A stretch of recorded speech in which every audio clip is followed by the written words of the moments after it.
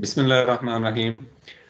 The topic in water treatment and plant design discussion is water demand, its determination, and the population forecasting method. There are different various factors which affect the water demand for a community. Similarly, there are various features which can be occurred, which can be considered, which can be put into thoughts when you are calculating the demand of required water consumption patterns and the growth in population as well. So all these factors, parameters, and methods would be discussed in this lecture. And let's start with the water demand. Water demand itself is like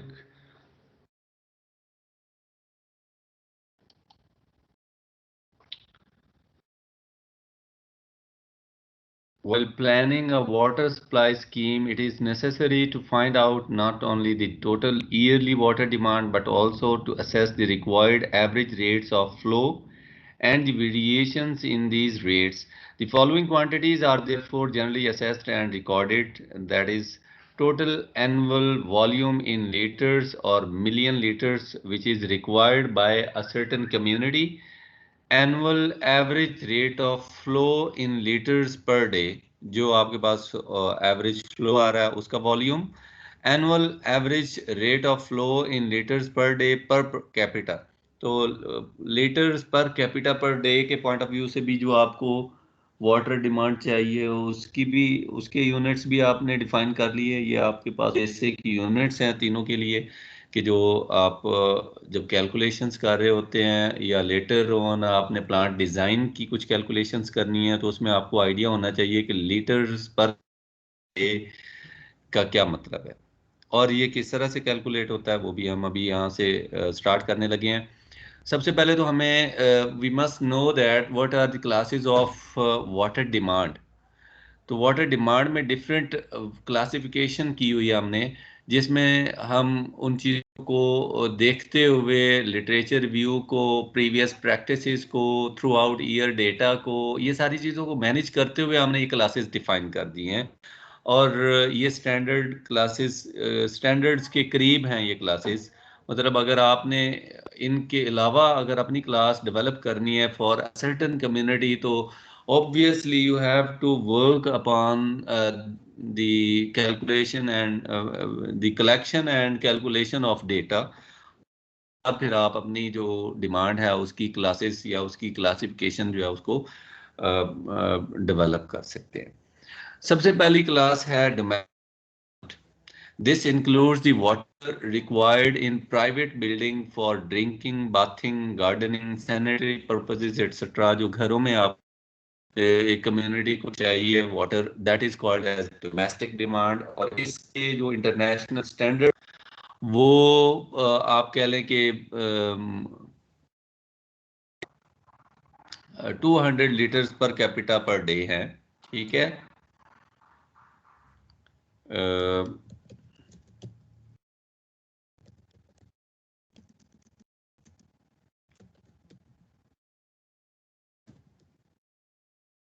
और अगर हम इसको convert करते हैं weaker sections या lower या developing Nations की तरफ अगर हम जाते हैं या जिनके पास वाटर रिसोर्सेज है सच इतने ज़्यादा नहीं है, तो वो 200 से ड्रॉप करके हम उनकी जो वैल्यू है वो उसको हम ड्रॉप करके लेके आते हैं to the 135 litres per capita per day के हिसाब से। ये हमारे पास डोमेस्टिक डिमांड है। और सबसे ज़्यादा आप कह लें कि जो सेक्शन है या जब आप हम कर रहे होते हैं वाटर डिमांड की कैलकुलेशंस कर रहे होते हैं, अपना कोई भी हम डिज़ाइन करने लगते हैं तो आप कह सकते हैं कि ओवरऑल आपके पास जो ज़्यादा वैल्यू है वो डोमेस्टिक डिमांड की है। एक आपके पास 200 है और एक 135 है। 200 वाली आपको एसोसिएटेड विद डेवलप्ड नेशंस और जो आपके लोअर इनकम ग्रुप्स हैं उनके साथ आप 135 को एसोसिएट। फिर आपकी पब्लिक डिमांड आ जाती है। पब्लिक डिमांड जो है वो डोमेस्टिक डिमांड के साथ नाम तो मिक्स होता है, लेकिन इसकी अगर आप डिस्क्रिप्शन पढ़ेंगे तो आपको आइडिया हो जाएगा कि ये थोड़ा सा उससे चेंज है। For example, it represents the water demand for public utility purposes like washing of public parks, gardening, washing on roads, public fountains, etc. तो ये 20 litres per capita per day के हिसाब से आपने हर शहर में अपने प्लांट में ऐड करनी है। 135 अगर पाकिस्तान के हिसाब से वो ऐड की है तो 20 ये भी ऐड करनी है। इंडस्ट्रियल डिमांड होती है, it represents the water demand of industries which are earlier existing और are likely to be started in future. तो as per international standard 50 litres per capita per day जो आपके पास नॉर्मल इंडस्ट्रीज हैं उनके लिए, और इंडस्ट्रियल सिटी के लिए 450। कि अगर आप तो अगर आप रिजाइड कर रहे हैं हतार इंडस्ट्रियल स्टेट में तो फिर आपको 450 litres per capita per day के हिसाब से आपके ऊपर वो डिवाइड कर दी जाएगी।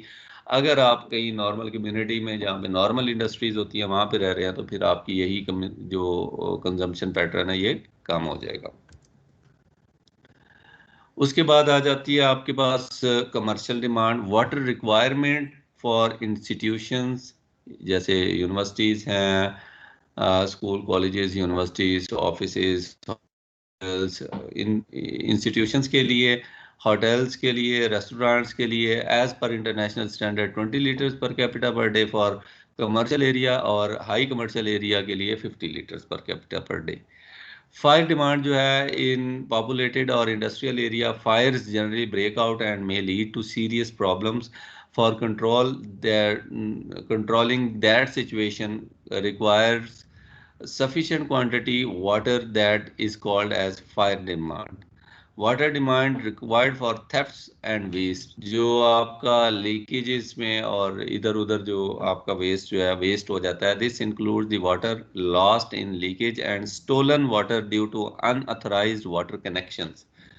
तो ये उसकी भी आप प्रोविजन अपने ट्रीटमेंट प्लांट की डिज़ाइनिंग में रखते हैं। जब आप किसी भी कम्युनिटी के लिए वाटर फिल्ट्रेशन प्लांट डिज़ाइन करने जा रहे हैं तो आप ये सारे फैक्टर्स जो हैं वो जहन में रखते हैं।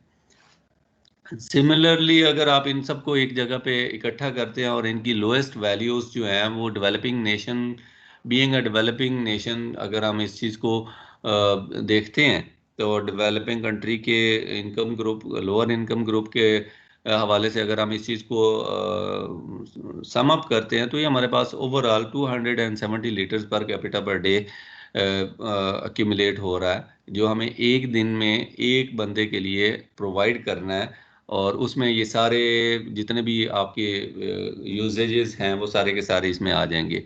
अब आप कहेंगे कि हम तो ये बात कर रहे हैं कि मेरे लिए तो ये 135 लीटर्स ही हुआ, मैं तो इसके अलावा कुछ यूज़ नहीं कर रहा। तो जो आप प्लानिंग कर रहे हैं वो किसी इंडिविजुअल के ऊपर नहीं कर रहे हैं। जो प्लानिंग होती है वो हमेशा टोटल पॉपुलेशन के ऊपर होती है। जब पॉपुलेशन की बात है तो उसमें से फिर आप इसी तरह से कैलकुलेट करके आप उसकी जो ऑप्टिमम वैल्यू है उसको आप इनकॉर्पोरेट कर रहे हैं कि कितने लोग वीकली पार्क्स में जाते हैं, कितने लोग ऑफिसेज में जाते हैं, कितने लोग इंस्टीट्यूशन में जाते हैं, टोटल पॉपुलेशन कितनी है, उसमें ग्रोथ रेट कितना है। ये सारी चीज़ें आप सारे फैक्टर्स को जहन में रखते हैं और उसके बाद उनकी मिनिमम वैल्यू उसको ऐड अप करते हैं, और उसके बाद फिर आप वाटर ट्रीटमेंट डिज़ाइन करके उसकी कंस्ट्रक्शन एंड ऑपरेशन की तरफ जाते हैं। तो कहने का मतलब ये है कि before encountering the water treatment plants designing and even operation, there is a lot of complexity which has to be tackled by an engineer, और उसे वो सारे पैरामीटर्स जो है वो ऐसे नहीं है कि बैठे बिठाए आप कहें कि कोयटा के लिए इतने मिलियन गैलन का बना दें, कराची के लिए इतनी मिलियन गैलन का बना दें, लाहौर के लिए इतने मिलियन गैलन का प्लांट बना दें। तो और सिमिलरली कराची के लिए अब एक ही बनाना है या 10-15 प्लांट्स बनाने हैं, डिफरेंट रीजन्स में उनको लोकेट करें और उनकी पॉपुलेशन जो है उसको डिवाइड कर दें, और उनके अगेंस्ट, उसी पॉपुलेशन के अगेंस्ट आप सारी वो चीज़ें जो है वो डिवाइड करके उसको डिज़ाइन करें। तो इस तरह की जो जितनी भी आपकी कैलकुलेशंस हैं वो आपको पहले करनी पड़ती हैं, और उन कैलकुलेशंस के लिए ये वाटर रिक्वायरमेंट जो है वो आपको बताना ज़रूरी था। और ये चीज़ पता होगी तो हम डिज़ाइनिंग की तरफ जा सकते हैं। अगर ये नहीं पता, जैसे हम वेस्ट जनरेशन रेट की बात करते हैं कि अगर हमें क्वांटिटी का पता होगा तो हम उसके सिस्टम को डिज़ाइन करेंगे। अगर हमें वाटर की जो क्वांटिटी रिक्वायर्ड है उसका नहीं पता तो हम उसके सिस्टम को किस तरह से डिज़ाइन कर सकते हैं। पर कैपिटा डिमांड, जैसे हमने litres per capita per day के हिसाब से हमने एक यूनिट डिफाइन किया है, तो it is the annual average amount of daily water required by one person and includes the domestic use, industrial use, commercial use, public use, and waste, etc. It may therefore be expressed as per capita demand is equal to total yearly water requirement of the city in liters per 365 days multiplied by design population. तो ये आपके पास जो total water requirement है, for example हम बात करते हैं इस्लामाबाद की और हम कहते हैं कि इसमें वाटर रिक्वायरमेंट जो है वो 1 बिलियन लीटर्स है, एनुअल जो रिक्वायरमेंट है। और इसकी पॉपुलेशन जो है वो हम अज्यूम करते हैं कि अच्छा ये 5 लाख हैं लोग, और पूरे साल के लिए जब हम कर रहे हैं तो 365।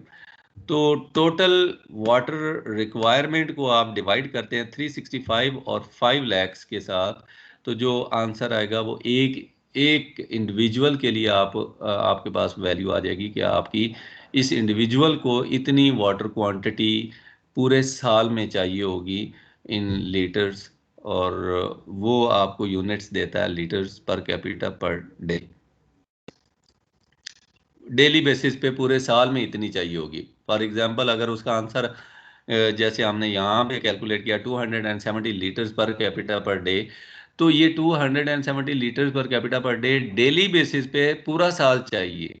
ऐसा नहीं है कि वो बीच में कहे कि आज छुट्टी है आपकी, आज आपको 0 मिलेगा, कल 25 मिल जाएगा, उसके बाद 50 मिल जाएगा, बल्कि ये 270 litres per capita per day through out the year आपको चाहिए।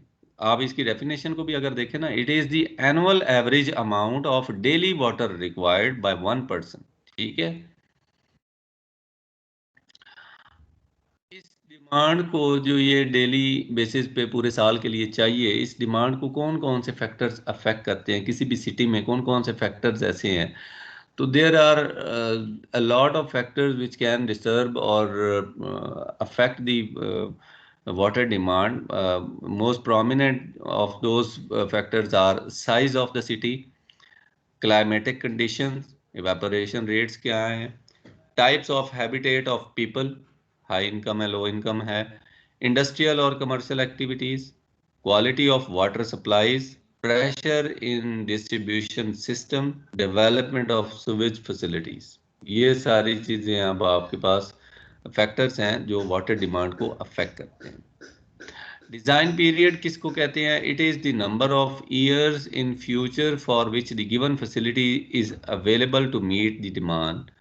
जो आपका प्लांट डिज़ाइन करते हैं आप उसकी एक लाइफ बताते हैं कि ये इतने साल के लिए हम डिज़ाइन कर रहे हैं, अगर उस टाइम तक अगर हम पहुंच जाते हैं तो उसके बाद फिर आपको फर्दर इसमें एक्सटेंशन करनी पड़ सकती है। आप इसको जो है वो इसको क्लोजर की तरफ जाना पड़ सकता है, और बहुत सारी चीज़ें हैं जिनकी तरफ आप जा सकते हैं। तो वो अपडेट कर सकते हैं, टेक्नोलॉजी को अपडेट करना पड़ सकता है, प्रोसेस को अपडेट करना पड़ सकता है। तो बहरहाल आप एक सर्टन उसकी लाइफ बताते हैं कि ये प्लांट इतनी लाइफ जो है इसकी इसी पैटर्न पे चलेगी, उसके बाद फिर आप इसके अंदर अगर कोई डेवलपमेंट या मॉडिफिकेशन लेके आना चाहते हैं तो आप कर सकते हैं। The number of years in future for which supply will be more than demand would be called as the design period. Design period क्यों बताया जाता है? Obviously it is very difficult और impossible to provide frequent extensions. बार बार आपको आपका design ऐसा है कि 3 साल के बाद आपको पता चले कि अच्छा ये तो नहीं कैपेसिटी को मीट कर रहा, फिर डिज़ाइन एक्सटेंशन करें, आप ये करें, आप वो करें। तो it is not like that कि आप हर 5वें 10वें साल जो है वो अपनी पब्लिक फैसिलिटीज़ जो है उनको चेंज करते रहें। It is cheaper to provide a single large unit rather to construct a number of small units।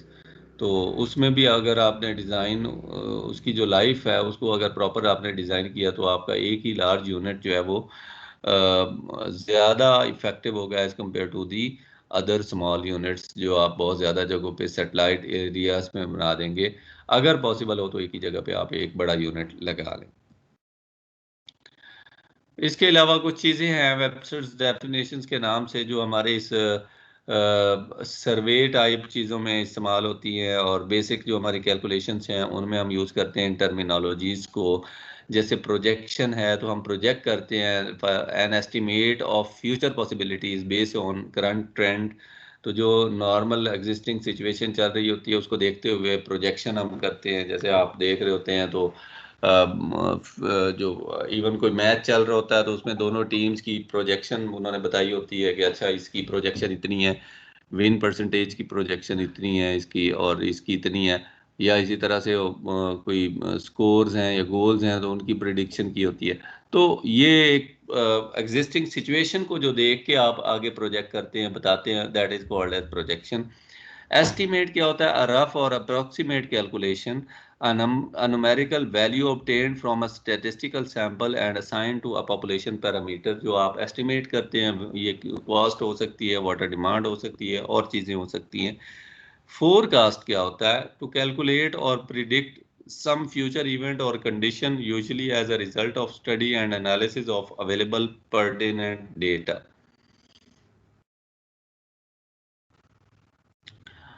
Forecasting हम क्यों करते हैं? शॉर्ट टर्म हो सकती है ये, और लॉन्ग टर्म हो सकती है। How much population would be available for next growth rate, एक तो हमें इससे ये आइडिया हो जाता है।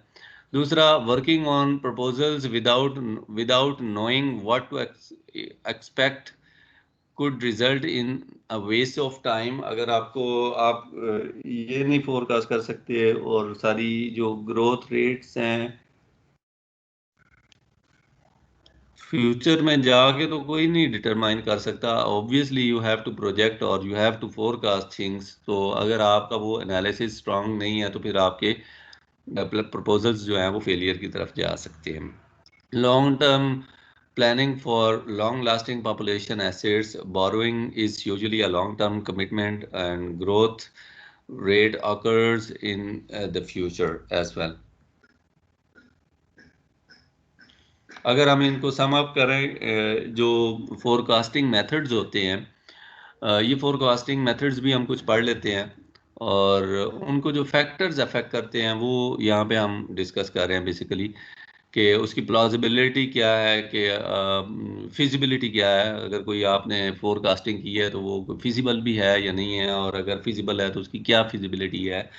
इसी तरह से फेस वैलिडिटी उसकी क्या है, कि जो आप सारा फोरकास्ट करना चाह रहे हैं वो आपके पास डेटा अवेलेबल है या नहीं है, और अगर अवेलेबल है तो उस डेटा की क्वालिटी क्या है, और उसमें आपकी क्या इनपुट्स होंगी, और आप किस तरह से उसको कौन से मेथड के अगेंस्ट आप उसको फोरकास्ट करेंगे। इसी तरह से पॉलिटिकली ये चीज़ एक्सेप्टेबल है या नहीं है। जैसे हमने देखा कि कुछ पार्टीज हैं वो कहती हैं हम इन सेंसस को नहीं मानते, हम उस जगह के सेंसस को नहीं मानते, वहाँ पे हमारे वोट इधर उधर कर दिए गए हैं। तो आपका मेथड ऐसा होना चाहिए जो एक्सेप्टेबल होना चाहिए बाय ऑल ग्रुप्स। रिसोर्सेज क्या है आपके जिनसे आप ये सारा काम करेंगे। तो रिसोर्सेज की क्या कंडीशन है, क्या सिचुएशन है, क्या वो आपके पास सारे हैं, पैसे हैं आपके पास, बजट एलोकेशंस हैं आपके पास, ह्यूमन रिसोर्स है, टाइम है, और ये सारी चीज़ें होते हुए क्या आप अफोर्ड कर सकते हैं कि इन चीज़ों को आप यूटिलाइज करें और ये चीज़ जो है वो कंडक्ट करें forecasting. Needs of the users अगर आपने कर लिए तो फिर उसके बाद यूज़र्स की इसमें क्या क्या डिटेल्स हो सकती हैं। इसी तरह मॉडल में कॉम्प्लेक्सिटी कितनी हो सकती है और फोरकास्ट एक्यूरेसी कितनी है। ठीक है, तो ये सारे फैक्टर्स हैं जो आपकी फोरकास्टिंग को, मेन फैक्टर्स हैं जो है अफेक्ट करते हैं, और इनको जहन में रखना है जब आपने फोरकास्टिंग करनी है। तो हमारे पास जो हमने फोरकास्टिंग अगर करनी भी है तो हमारी पॉपुलेशन फोरकास्टिंग है, और ये हम सिर्फ लर्निंग पॉइंट ऑफ व्यू से देख रहे हैं। आपको पता होना चाहिए कि पॉपुलेशन फोरकास्टिंग किस तरह से होती है। अदरवाइज जब आपने प्लांट डिज़ाइन करना है या आपको एक किसी इस तरह की सीनियर पोजीशन पे काम करने का मौका मिल जाता है, तो फिर वहाँ पे आपको ऑब्वियसली ये सारा डेटा रेलिवेंट डिपार्टमेंट्स जो हैं वो आपको हैंड ओवर करेंगे। सेंसस डिपार्टमेंट है हमारे पास, जियोलॉजिकल सर्वे ऑफ पाकिस्तान है, इसी तरह से हमारे पास और बहुत सारे सोशल हमारे सेटअप के प्लेटफॉर्म्स हैं जहाँ से हमें ये सारा डेटा मिल सकता है। लेकिन ये सारा डेटा कैसे बनता है, इसको कौन कौन सी चीज़ें अफेक्ट करती हैं, ये चीज़ें आपको पता होनी चाहिए। इसलिए हम इस चीज़ को डिस्कस कर रहे हैं। इस लेक्चर के बाद फिर हम अपनी डिज़ाइनिंग की तरफ या अपने प्रोसेसेस की तरफ चले जाएंगे। तो ये एक लेक्चर है, इसको आप उस पॉइंट ऑफ व्यू से ज़रा ध्यान से सुन लीजिएगा, समझ लीजिएगा।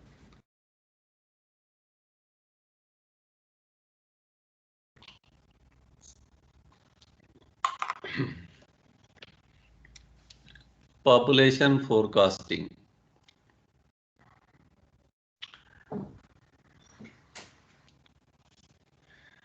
Design of water supply and sanitation scheme is based on the projected population of a particular city, estimated for the design period.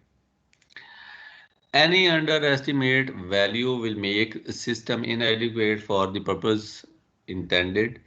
Similarly, overestimated value will make it costly. अगर आपने कम design कर दिया कैपेसिटी पे तो आपका purpose सर्व नहीं हो रहा, आपने ओवर डिज़ाइन कर दिया है तो आपकी कॉस्ट ज़्यादा लगेगी। Changes in the population of the city over the years occur, and the system should be designed taking into account of the population at the end of the design period. Factors which affect the population are increase due to births, decrease due to the deaths, increase or decrease due to the migration. For example, Pakistan के साथ या अफगानिस्तान में अगर आप देखें कि वहाँ पे अगर वॉर कंडीशंस हैं तो वहाँ से जनरल पब्लिक जो है वो मूव कर गई पाकिस्तान की तरफ बहुत सारी। तो पाकिस्तान में अब चेंज क्या आया, पॉपुलेशन में बढ़ गई है, इंक्रीज हो गया। और अफगानिस्तान इटसेल्फ में क्या हुआ कि वहाँ पे डिक्रीज हो गई। अब अगर आप अफगानिस्तान में बना रहे हैं ट्रीटमेंट प्लांट डिज़ाइन करके वहाँ पे इंस्टॉल करना चाहते हैं तो वहाँ पे आपको उस हिसाब से वो फैक्टर देखना है। पाकिस्तान में बना रहे हैं तो आपको उस हिसाब से वो फैक्टर देखना है। इंक्रीज ड्यू टू एनेक्सेशन, आपकी किसी भी सर्टन सिटी की पॉपुलेशन जो है वो एकदम बढ़ जाती है कि वहाँ पे इंडस्ट्रीज ज़्यादा हैं और लोग जो हैं वो उस तरफ एम्प्लॉयमेंट के लिए ज़्यादा मूव करना शुरू कर देते हैं विद इन दी कंट्री। तो वो भी आपको फिर देखना, उस चीज़ को भी आपने जहन में रखना है। The present and past population record for the city can be obtained from the census population records. After collecting these population figures, the population at the end of design period is predicted using various methods as suitable for the city, considering the growth pattern followed by the city. कुछ शहर बड़े होते हैं, कुछ शहर छोटे होते हैं। आप सेंसस डिपार्टमेंट से उन शहरों की पॉपुलेशन ले लेते हैं और उनकी फोरकास्टिंग करते हैं।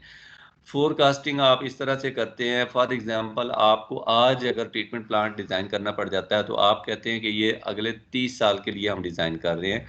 अगर 30 इयर्स के लिए डिज़ाइन कर रहे हैं तो सेंसस डिपार्टमेंट आपको पॉपुलेशन देगा 2020 की, कि ये है हमारे पास 2020 में पॉपुलेशन। तो इससे आगे जो आपने कैलकुलेट करनी है 2050 तक की, 30 साल की, जिसके लिए आप जो आपकी डिज़ाइन पीरियड है और डिज़ाइन पॉपुलेशन उसके लिए जो आपने फोरकास्ट करनी है, वो आपको मेथड्स अभी हम वन बाय वन डिस्कस करेंगे।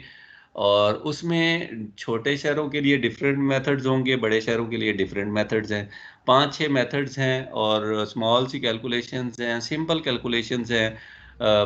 जो रेलेवेंट जो लोग हैं उनके लिए थोड़ी सी कॉम्प्लेक्स हो जाती हैं, बट इंजीनियरिंग स्टूडेंट्स के लिए ये कोई इतनी ज़्यादा कॉम्प्लेक्स चीज़ नहीं है, बल्कि बहुत ही सिंपल सी चीज़ है। तो ये 4-5 मेथड्स जो हैं इनको हम देख लेते हैं और इनके अगेंस्ट हम अपनी पॉपुलेशन फोरकास्टिंग की मेथडोलॉजी को समझ लेते हैं।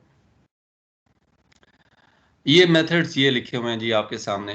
पहले तो है arithmetic increase method, geometric increase method, incremental increase method, decrease rate of increase method, simple graphical method, comparative graphical method. ठीक है।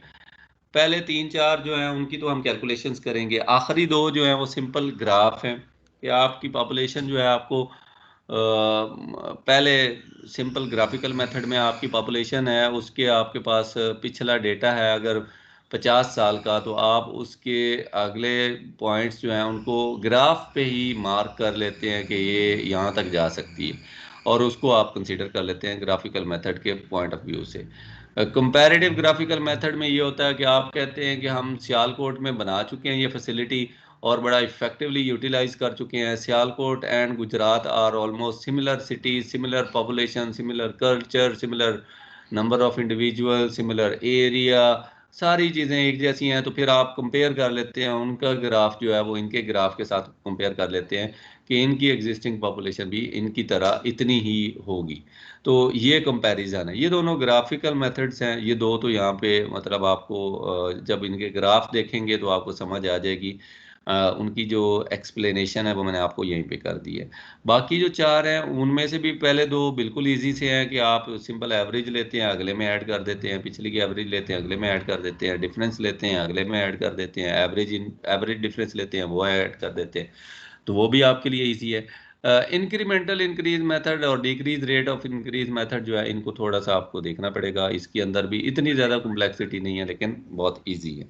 तो ओवरऑल 6 मेथड्स हैं फोरकास्टिंग के पॉपुलेशन के, और ये डिफरेंट सिटीज़ में यूज़ होते हैं, स्मॉलर पॉपुलेशन सिटी और हायर पॉपुलेशन सिटी में। और हम कोशिश करेंगे कि हम सिर्फ यही जो है वो डिस्कस करें आज, और उसके बाद फिर हम अपनी वापस रूटीन में आ जाएं।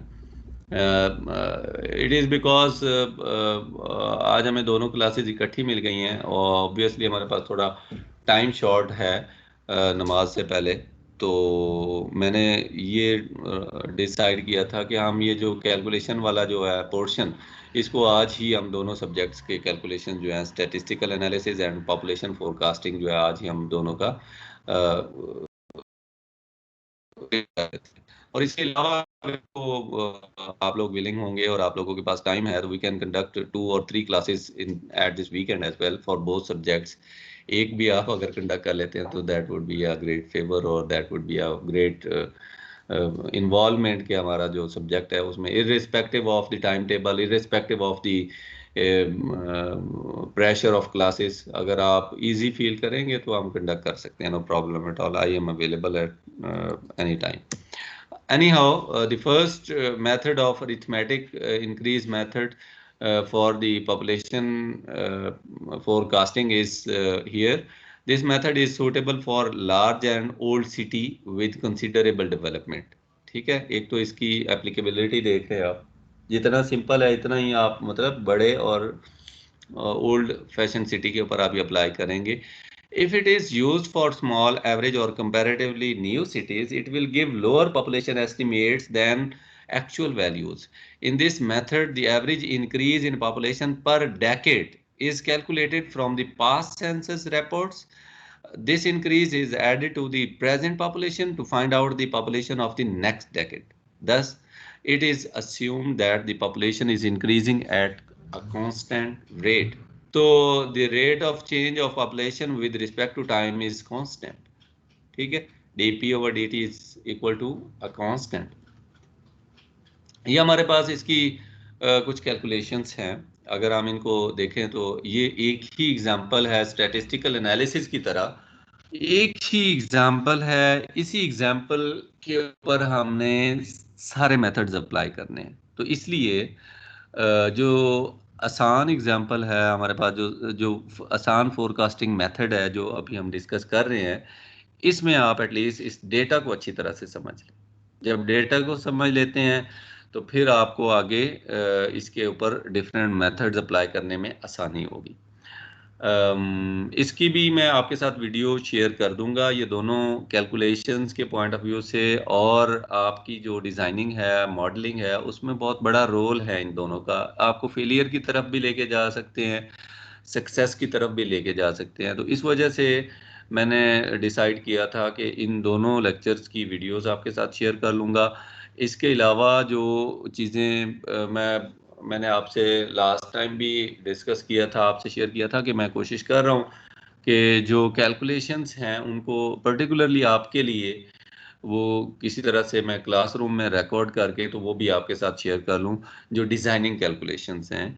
क्योंकि जो इस तरह से इसको लेके चलना थोड़ा सा आप लोगों की अंडरस्टैंडिंग, मतलब जो स्टूडेंट्स थोड़ा ज़्यादा फोकस करके बैठते हैं, आप सारे ही लाइक हैं माशाल्लाह से, लेकिन जो लोग ज़्यादा फोकस करके बैठते हैं उनको तो मे बी जल्दी समझ आ जाए, लेकिन जो थोड़ा सा डिट्रैक्ट होते हैं या क्लास में नहीं होते हैं और बाद में वीडियो से इस्तेफादा करने का सोच के तो कहीं गए हुए होते हैं, तो उन लोगों के लिए थोड़ा सा ये हेल्पफुल हो जाएगा। कोशिश ये करें आप लोग कि आप क्लास भी लें और उसको भी कंसल्ट करें। अब इससे ज़्यादा हम आपके ऊपर क्या चेक रख सकते हैं? आप घर में, आप पेरेंट्स के पास हैं, अगर आप उनको इस तरह से डिसीव कर सकते हैं, इस तरह से उनको आप डॉच कर सकते हैं, तो फिर हम तो बहुत दूर बैठे हैं, ठीक है। तो लेकिन फिर भी हमारी यही ड्यूटी है और हम आपको इसी लूप में रखना चाहते हैं, इसी सर्कल में रखना चाहते हैं, इसी सिस्टम में रखना चाहते हैं, आपको इसी ग्रेजुएटिंग बैच के साथ ही ग्रेजुएट होते देखना चाहते हैं। दैट्स वाई हम फोर्स करते हैं कि आप लोग साथ के साथ पढ़ें और साथ के साथ प्रॉपर अटेंशन के साथ क्लासेस लें। तो ये बीइंग क्लास एडवाइज़र जो है वो थोड़ा सा मुझे ये चीज़ें आपको बतानी पड़ती हैं, क्योंकि एक दो स्टूडेंट्स की कंप्लेंट बाकी टीचर्स से भी आई है कि प्रॉपर जो है उनकी इंटेंशन या उस तरह से प्रेजेंस नहीं होती जिस तरह से होनी चाहिए। एनी हाउ, डेटा की जो क्वालिटी है उसको देखने के लिए मैंने कहा था, यहाँ पे आपके पास फर्स्ट रो में ईयर्स हैं और ये डेकेड वाइज हैं। 10 साल का गैप है, 1961, 71, 81, 91, 2001, 2011। पॉपुलेशन है उसके अगेंस्ट कि यहाँ पे हमारे पास पॉपुलेशन है 0.8 मिलियन, यहाँ पे हमारे पास 1 मिलियन हो गई है, यहाँ पे हमारे पास 1.2 मिलियन हो गई है, 1.6 मिलियन हो गई है, यहाँ पे 2 मिलियन हो गई है, यहाँ पे 2.5 मिलियन हो गई है। ये हमारे पास टोटल पॉपुलेशन है किसी भी एक सिटी की।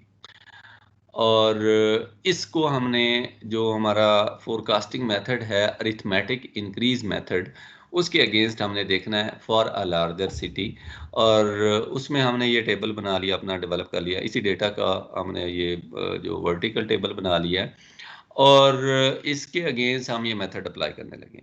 इस मेथड का तरीकाकार ये है कि आप इन दोनों वैल्यूज़ का, जो फर्स्ट और सेकंड वैल्यू, इन दोनों का डिफरेंस लेंगे और इसको लिखेंगे आप अपनी जो सेकंड 1971 के सामने। इसका तो प्रीवियस डेटा है नहीं ना, तो इसलिए इसको स्किप कर देंगे। इसी तरह से इसका और इसका जो सब्सिक्वेंट वैल्यूज़ हैं उनका डिफरेंस लेके सेकंड के सामने लिखेंगे, फिर सब्सिक्वेंट वैल्यूज़ का डिफरेंस लेंगे, फिर सब्सिक्वेंट वैल्यूज़ का डिफरेंस लेंगे, और इस तरह ये टोटल जो हमारे पास डिफरेंसेस हैं इनको हमने इनके रेलेवेंट या कंसर्न्ड जो रोज हैं उनमें हमने इनको लिख दिया। अब इन सारी वैल्यूज़ को हमने ऐड करना है और नंबर ऑफ वैल्यूज़ पे डिवाइड करना है, तो जो हमारे पास एवरेज इंक्रीमेंट आएगा वो हमारा वो इंक्रीमेंट है जो हर डेकेड में ऐड हो रहा है, एवरेज। ठीक है, यहाँ पे देखें, please move back to the data के 0.85 हमारे पास 85 लाख लोग हैं यहाँ पे हमारे पास, ठीक है ना। ये जो हमारे पास ऐड हो रहा है ये हमारे पास ऑलमोस्ट 3 लैक्स ऐड हो रहे हैं। यहाँ 85 था तो 85 से 100 पे चला गया, 100 से 120 पे चला गया, 120 से 170 पे चला गया, 170 से 207 पे चला गया। तो इस तरह करते करते ये हमारे पास जो है ये डेटा जो है हमारे पास वो ऐड अप होता जा रहा है इसमें। तो हर डेकेड में हमारे पास ये एवरेज हमने ले ली कि हर डेकेड में कितना डेटा ऐड हो रहा है, इसमें कितनी पॉपुलेशन ऐड हो रही है। तो उसके बाद फिर हमने कहा कि अगर आप ये फाइंड आउट करना चाहते हैं कि हमारी पॉपुलेशन जो है वो फॉर नेक्स्ट 2021 एंड 31 एंड 41 के लिए क्या होगी डिज़ाइन पॉपुलेशन अगले 30 साल में, तो आप हर डेकेड के लिए जो उसकी पॉपुलेशन है वो कैलकुलेट कर लेते हैं। उसका बड़ा सिंपल सा प्रोसीजर है कि आपने P21 लिख दिया, P2031 लिख दिया, P2041 लिख दिया, जो रेलिवेंट ईयर आप जिसकी पॉपुलेशन कैलकुलेट करना चाह रहे हैं एक तो आपने वो मेंशन कर दिया। उसके बाद जो 2011 दी लेटेस्ट पॉपुलेशन थी वो सारी उनके सामने आ गई। उसके बाद जो आपके पास इंक्रीमेंट आ रहा था, एवरेज इंक्रीमेंट था, उसको आपने सबके साथ जमा कर दिया। अब एवरेज इंक्रीमेंट अगर तो आपने एक डेकेड के लिए करना है तो 1 से मल्टीप्लाई कर दें, 2 डेकेड के लिए करना है तो 2 से मल्टीप्लाई कर दें, 3 डेकेड के लिए करना है जो 2041 बनता है तो 3 के साथ मल्टीप्लाई कर दें, और उसके अगेंस्ट अपनी पॉपुलेशन आप कैलकुलेट कर लेते हैं। तो ये इतना सा, इसका मतलब ये सिंपल सा मेथड था कि एवरेज लो उसके इंक्रीमेंट की, और उस एवरेज को जो है वो नंबर ऑफ डेकेड्स के साथ मल्टीप्लाई करो और ऐड कर दो एग्जिस्टिंग लेटेस्ट पॉपुलेशन में। ठीक है, आप इस तरह से भी कर सकते हैं कि अगर आपके पास ये फर्स्ट डेकेड में ऐड करने के बाद 2.9 आई है, 2.9 मिलियन वैल्यू आई है, तो आप यहाँ पे 2.5 की जगह 2.9 लिख दें और फिर उसमें सिर्फ यही ऐड कर दें, 2 से मल्टीप्लाई ना करें। फिर जो वैल्यू आई है 3.2, इसको यहाँ पे लिख दें, 2.5 की जगह 3.2 लिख दें और उसमें वही एवरेज इंक्रीमेंट ऐड कर दें, तो आपके पास 3.6 टाइम जो 3.6 वैल्यू आ जाएगी। तो ये आपके पास एक सिंपल सा मेथड था। Moving on to the next method, geometric increase method. In this method, the percentage increase in population from decade to decade is assumed to remain constant. Geometric mean increase is used to find out the future increment in population. Since this method gives higher values and hence should be applied for a new industrial town at the beginning of development for only few decades. The population at the end of the nth decade Pn can be estimated as Pn जो आपने determine करनी है, forecast करनी है, वो आपकी existing population into आपके पास जो 1 प्लस आपका जियोमेट्रिक मीन डिवाइडेड बाय 100 और उसकी पावर जो है आपके पास नंबर ऑफ डेकेड्स है। इसको अगर हम आप इसी डेटा के ऊपर आप अगर प्लॉट करते हैं तो उसको कुछ इस तरह से हम करेंगे कि आपने फर्स्ट 3 कॉलम्स तो यहाँ पे आपने निकाल लिए, ये 3 कॉलम्स एज इट इज हैं, एक और कॉलम इसमें ऐड हो रहा है, तो वो कॉलम क्या ऐड हो रहा है उस चीज को आप देख लें।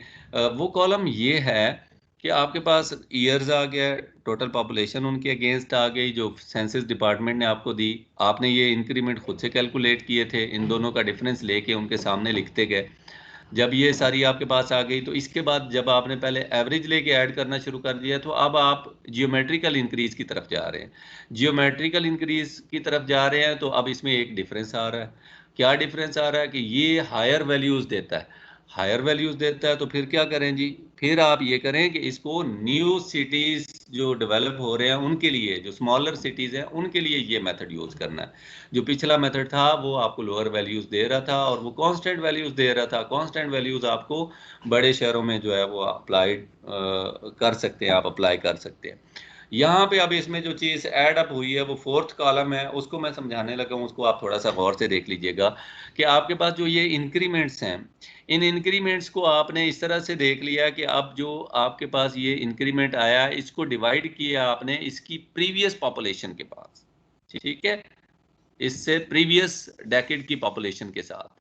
यहाँ पे देखें ये आपके पास वैल्यू आ जाती है 157,127, ये आपके पास टोटल वैल्यू आ गई है, और इसको आपने प्रीवियस डेकेड की पॉपुलेशन से डिवाइड किया तो ये 0.18 आपके पास वैल्यू आ गई। ठीक है, इसी तरह से जो आपके पास ये सेकंड इंक्रीमेंट था इसको इसके प्रीवियस पॉपुलेशन पे डिवाइड किया और इसकी भी 0.18 आ गई। थर्ड इंक्रीमेंट को उसके प्रीवियस पॉपुलेशन पे आपके पास है। इसी तरह से आपने ये सारे इनके इनके जो जियोमेट्रिकल इंक्रीज रेट जो है वो आप कैलकुलेट कर लेते हैं। जब ये आपने कर लिए तो इनका फर्दर एवरेज ले लें, ये जो वैल्यूज है ना ये यहाँ पे लिखी हुई हैं, इन सारी वैल्यूज का एवरेज ले लें। ठीक है, इन वैल्यूज का एवरेज जो है वो 0.235 आ रहा है। ठीक है, तो इसका मतलब ये हुआ कि 23.5% जो है वो इसमें इसका जियोमेट्रिक मीन है। अब ये वैल्यू जो है इसको आपने इस फॉर्मूला में यूज करना है, ये IG है आपका, समझ रहे हैं। ये प्रेजेंट पॉपुलेशन है, ये 1 है, ये IG है, ये 100 है, n नंबर ऑफ डेकेड्स है, सारी चीजें आपके पास आ गई। तो अब आप फॉर्मूला की तरफ जाएं जी। यहाँ पे देखें जी, वो कहता है वही बात उसने की थी 21 के लिए, 31 के लिए और 41 के लिए, अगले 30 साल के लिए, ये 3 डेकेड्स उसने दिए हैं। इनके लिए जी आप पॉपुलेशन को कैलकुलेट करें। तो आपको जहाँ पे नंबर ऑफ डेकेड्स 1 आता है वहाँ पे n की वैल्यू 1 लिख दें, जहाँ 2 आता है 2 लिख दें, जहाँ 3 आता है वहाँ पे 3 लिख दें। बाकी सारी चीज़ जो है वो सारा फॉर्मूला सेम है। उसमें आपने क्या करना है, अच्छा आपने ये करना है कि आपके पास जो 21 में जो पॉपुलेशन एग्जिस्टिंग जो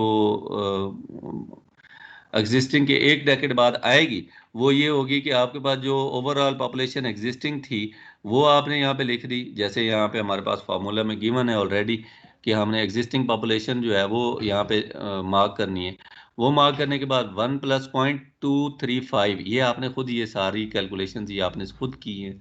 0.235 इंटू 1 है। अब ये इसकी पावर 1 इसलिए है कि एक ही डेकेड का आप कर रहे हैं 21 का, ठीक है ना। एक डेकेड का कर रहे हैं तो 1 आएगा, 2 डेकेड्स का कर रहे हैं तो 2 आएगा, 3 डेकेड्स का कर रहे हैं तो 3 आएगा। अब आपने जो गौर करना है वो ये करना है कि सेम डेटा है, सेम ईयर्स के लिए आप कर रहे हैं, लेकिन वैल्यूज चेंज है।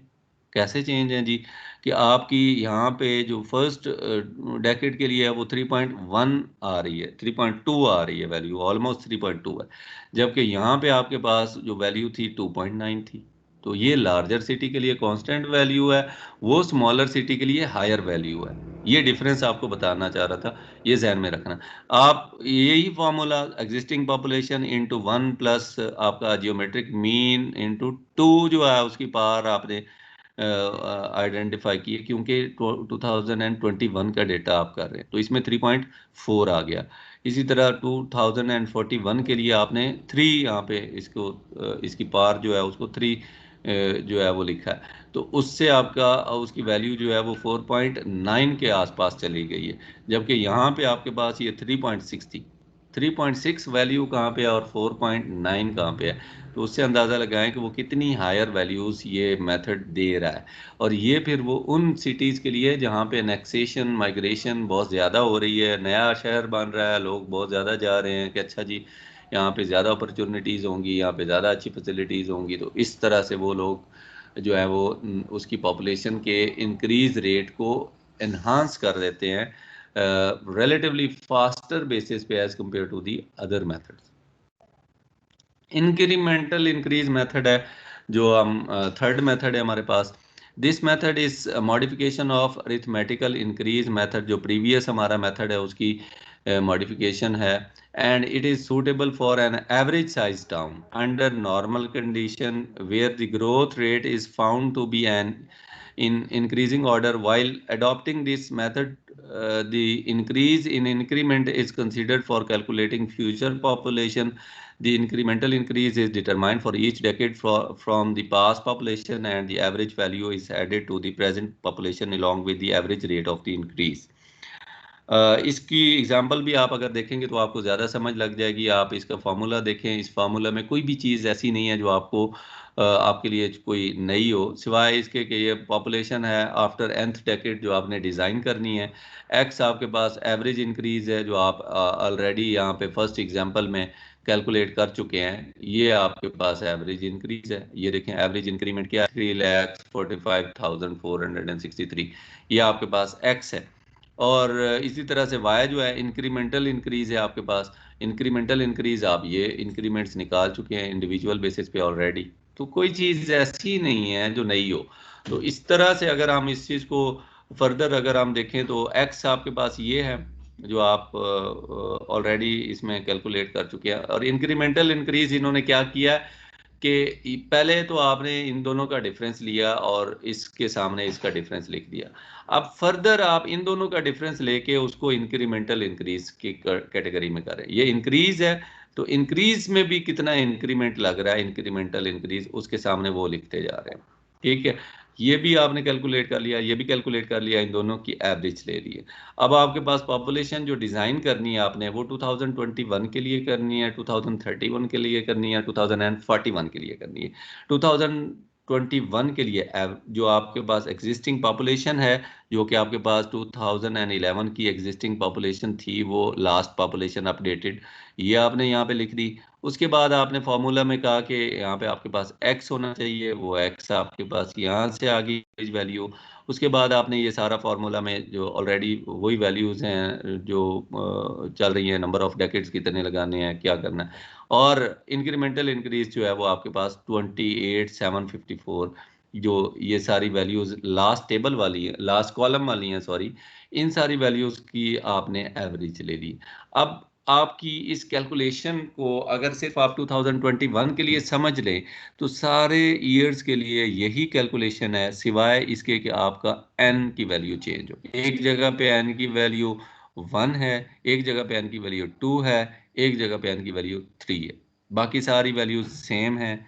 यहाँ पे ये देखें, ये सारी वैल्यूज सेम है, क्योंकि एवरेज वैल्यूज को यूज कर रहे हैं, अपडेटेड पॉपुलेशन को यूज कर रहे हैं, एवरेज वैल्यूज को यूज कर रहे हैं, और नंबर ऑफ डेकेड्स जो है वो चेंज हो रहे हैं। अब मैं फॉर्मूला की तरफ दोबारा आ रहा हूँ, आप अपनी अंडरस्टैंडिंग डेवलप कर लें। आपकी पॉपुलेशन पता है, नंबर ऑफ डेकेड्स 1 2 3, आपको पता है average value X, number of decades 1 2 3, 1 2 3, 1 constant, 2 constant, Y आपकी एवरेज वैल्यू है। तो अब ये फॉर्मूला भी आपके लिए अब इतना मुश्किल नहीं रहा, आपको आइडिया हो गया कि हमने पहले पॉपुलेशन जो बढ़ रही थी उसका हमने इंक्रीमेंट लिया, कितना इंक्रीज आ रहा है वो डिफरेंस हम लिखते गए, फिर हम उस इंक्रीज का भी इंक्रीमेंट हमने लिखा। और इस चीज को जब आपने प्रोजेक्ट किया है तो इसमें आप ऑब्जर्व करेंगे कि जब आपने यहाँ पे डिफरेंस लिया है तो आपने सेकंड वैल्यू के सामने जब ये लिखा है तो ऊपर वाली वैल्यू आपकी नहीं है, क्योंकि इससे प्रीवियस वैल्यू आपके पास नहीं है। जब ये वैल्यू नहीं है तो इन दोनों के डिफरेंस में भी आपके पास यहाँ पे एक वैल्यू फर्दर ऐड हो जाएगी, जिसकी वैल्यू 0 होगी या नॉट अवेलेबल होगी, क्योंकि इससे पीछे आपके पास वैल्यू नहीं है। तो इन दोनों का डिफरेंस जो है वो यहाँ पे आपने लिखा इसके सामने, तो इसलिए यहाँ पे 2 टाइम्स जो 2 वैल्यूज हैं आपकी वो स्किप हो गई हैं। और इसी तरह इसकी एवरेज पे भी फर्क पड़ेगा, इसकी एवरेज और होगी, इसकी एवरेज और होगी। तो ये आपने यूज कर लेना इस तरह से। ये मेथड्स तीनों जो हैं वो इम्पोर्टेंट मेथड थे, इन तीनों को यूटिलाइज किया जाता है।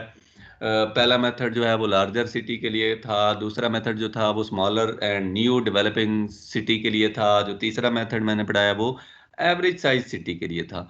ये तीनों मेथड्स 3 डिफरेंट कम्युनिटीज़ के लिए आपको मैंने बताए हैं।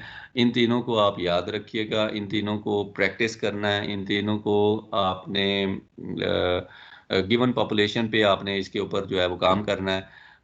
इसकी जो असाइनमेंट है वो आपने अलग से सबमिट करवानी है, उसमें भी यही कैलकुलेशंस हैं।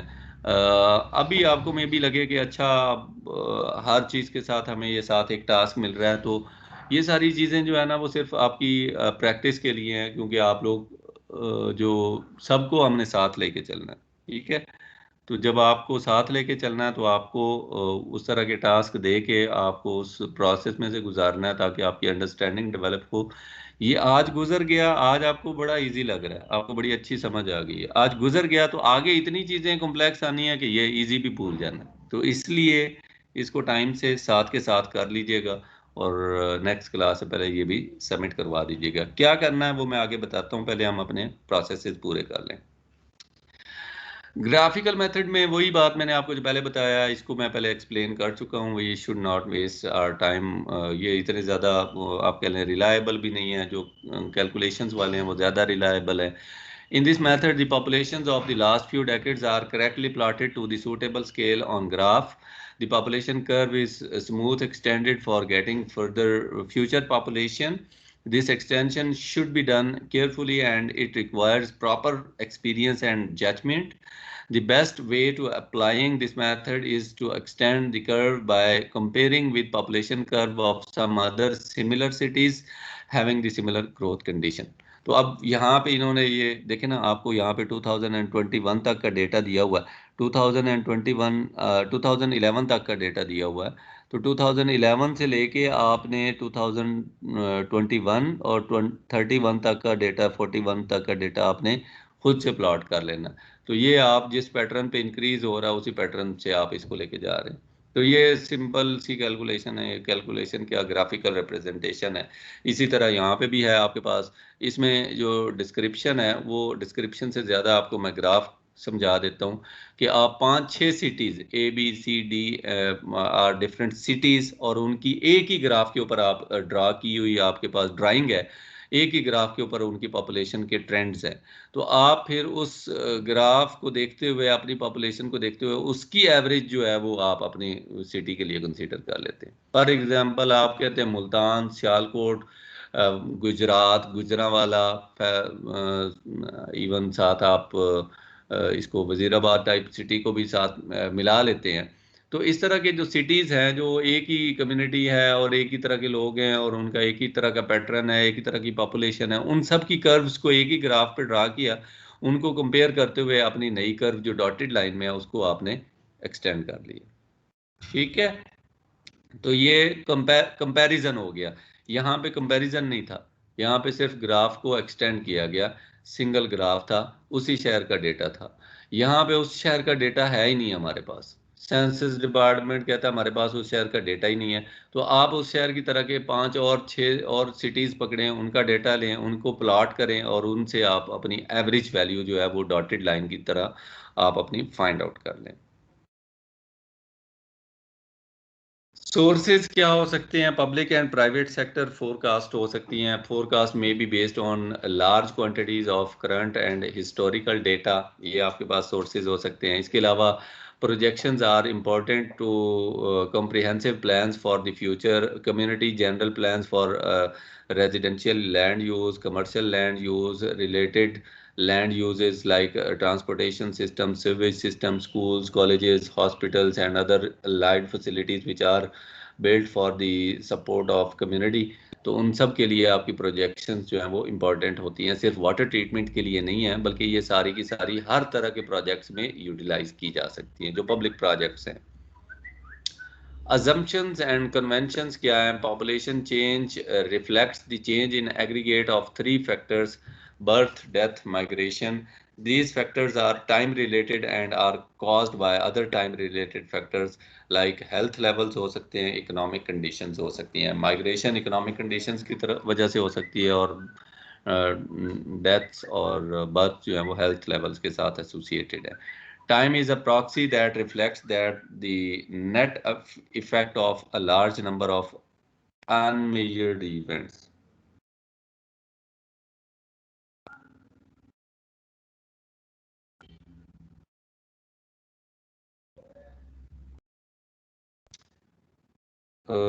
ये सब हम क्यों कर रहे हैं? आप बड़ी अच्छी तरह से जानते हैं कि किस तरह से आपकी जो वाटर बोर्न डिजीजेस हैं वो किस तरह से अटैक करती हैं किसी एक सर्टेन रीजन में। अगर स्प्रेड हो जाती हैं तो फिर जितने भी लोग उस वाटर को कंज्यूम कर चुके होते हैं वो एक्सपोज हो जाते हैं उस चीज़ को, और उनको थ्रेट होता है कि वो अब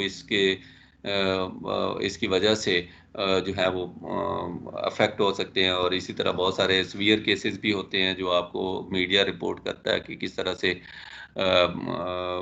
सैनिटेशन फैसिलिटीज़ ना होने की वजह से या ड्रिंकिंग वाटर की जो सेफ क्वालिटी है वो ना होने की वजह से आप किस तरह से आपकी कैजुअलिटीज़ भी हो सकती हैं। 1 out of every 4 deaths under the age of 5 worldwide is due to the water-related disease. 80% illness caused by unsafe water and sanitation conditions in the world. तो ये इम्पोर्टेंट चीज़ है कि ऐसा नहीं है कि हम इसको छोड़ दें और इसको जो है India is facing a water crisis that has implications not only for its 1.1 billion people but for the entire globe। अब जब एक रीजन में कोई इश्यूज होते हैं या कोई उसमें जो आप कह लें कि वाटर रिक्वायरमेंट पूरी नहीं होती तो फिर टेंशन्स क्रिएट होती हैं आपके नेबर्स के साथ भी। ये ज़रूरी नहीं है कि वो कंट्रीज हों, आप अपने सिर्फ पाकिस्तान के अंदर रह के देखें तो पंजाब, सिंध और बलूचिस्तान और हमारे KPK का रीजन है, और उसमें जो एडमिनिस्ट्रेशंस हैं उनकी कोशिश होती है कि उनके पास सरप्लस अमाउंट में जो है वाटर की क्वांटिटी रहे ताकि उनके लोगों को सफ़र ना करना पड़े। तो ये टेंशन्स जो हैं वो नेचुरल रिसोर्स की अवेलेबिलिटी की वजह से बढ़ती जाती हैं। तो इस वजह से इसका इसका इसका यूसेज, इसकी सेफनेस और इसकी सारी जो ये चीज़ें, इनको हमें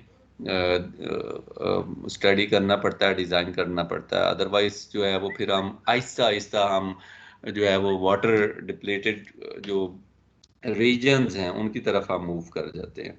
फॉर एग्जांपल अगर हम ये इस ग्राफ को देखें तो ये in 1975 water scarcity was limited to a small number of countries in North Africa, Europe and the Middle East. ये तीन रीजन थे जहाँ पे ये 1975 में वाटर स्कैरिसिटी जो थी वो कर रही थी, आप कह लें कि वो एग्जिस्ट कर रही थी। यहाँ पे देखें ये सारा आपका जो सिस्टमेटिकली आप इस ट्रेंड को देखें, इस लेजेंड को देखें, तो आपको पता चलता है कि कौन कौन से वर्ल्ड में कितने कंट्रीज हैं जिनके पास अबंडेंट फॉर्म में वाटर अवेलेबल है और कौन से कंट्रीज हैं जिनमें ये चीज़ नहीं है। अब ये देखें पाकिस्तान जो है वो तब से डिप्लीशन की तरफ है। हम अपने रीजन को देखें, पाकिस्तान के साथ इंडिया एंड चाइना है। तो जैसे ही आप इसको 1975 से 2000 में ले गए हैं, ये देखें यहाँ पे 1975 का डेटा है ये, इसको जब हम 2000 में लेके गए हैं, by 2000 water scarcity had spread to many large and densely populated countries in Asia as well. तो ये देखें चाइना और इंडिया जो है उनको हिट किया इसने। Pakistan already water scarce countries की लिस्ट में था। एंड इवन अगर आप इसको फर्दर आप प्रोजेक्ट करते हैं तो उसमें हमारे साथ जो इस साइड पे हमारे जो अफगानिस्तान और ये आके हमारे जो मिडल ईस्ट की तरफ जाते हैं, तो ये सारे कंट्रीज भी अलोंग विद यूरोप और बहुत सारे कंट्रीज। अब देखें ये ग्राफ को आप सिर्फ पैटर्न को चेंज होते देखें। यहाँ पे ये 1975 का डेटा एकदम चेंज हुआ है, ठीक है। ये कंट्रीज जो हैं वो ये जो रीजन है, ये रीजन जो है वो इस वाटर स्ट्रेस कंडीशन से स्कैर्सिटी की तरफ चला गया, जिसमें उनके पास 500 से 1000 की अवेलेबिलिटी है। और पाकिस्तान जो है वो ऑलरेडी लेस देन 500 जो हमारे पास वाटर अवेलेबिलिटी है, पर कैपिटा अवेलेबिलिटी है, उसके हिसाब से ग्लोबल जो हमारे पास वैल्यूज़ हैं उनके हिसाब से, तो उसमें हमारे पास जो आप कह लें कि less than 500,000 litres per capita per year है हमारे पास। तो ये आप अंदाज़ा लगाएं कि उसमें अब जा रहा है, ये रीजन अब जा रहा है जी वाटर स्कैर्स कंट्री में। और ये रीजन जो कि वाटर अबंडेंट फॉर्म में थे या सेटिस्फाइंग एडिक्वेट कंडीशन में थे, तो ये अब आ गए हैं स्ट्रेस में। तो ये वाटर स्ट्रेस कंट्रीज में शामिल हो गए हैं। जैसे ही आगे आप प्रोजेक्ट करते हैं इनके साथ और कंट्रीज भी ऐड हो जाते हैं। तो अब ये ओवरऑल आपके पास जो सेटअप बनता है उसमें आप देख रहे हैं कि ये प्रोजेक्शंस हैं 2025 की। तो 2025 तो आ गया है और हम 1975 से इस कंडीशन में है, तो दैट मीन्स कि वी हैव डिप्लीटेड और we have already depleted our resources in terms of safe consumption. तो इस चीज़ को हमें रियलाइज़ करना चाहिए और इन चीज़ों के अगेंस्ट हमें अपनी प्लानिंग्स जो हैं उनको डेवलप कर लेना चाहिए, ताकि हमारा जो ओवरऑल सेटअप है वो इम्प्रूव हो जाए। ये प्रॉब्लम्स हैं, ये आपके साथ मैं शेयर कर लेता हूँ और आपने इनको मेरे साथ हैंड रिटन असाइनमेंट्स की फॉर्म में शेयर करना है मुझे, ठीक है।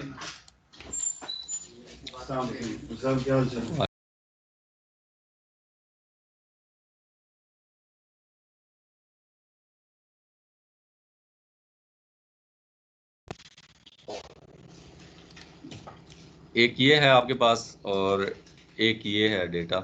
ये डेटा मैं आपके साथ शेयर कर लेता हूँ इन फॉर्म ऑफ वीडियो। तो ये नेक्स्ट जो हमारा टॉपिक है इसको हम इंशाल्लाह अज्यूम करेंगे इंशाल्लाह नेक्स्ट क्लास में, और यहाँ तक जो हमारा ये डेटा इंशाल्लाह वो कंप्लीट हो जाएगा। तो इसके अलावा अगर कोई किसी किस्म का इशू है तो वो आप शेयर कर सकते हैं, अदरवाइज फिर हम आज के लिए इतना ही काफ़ी है। Excuse me, sir.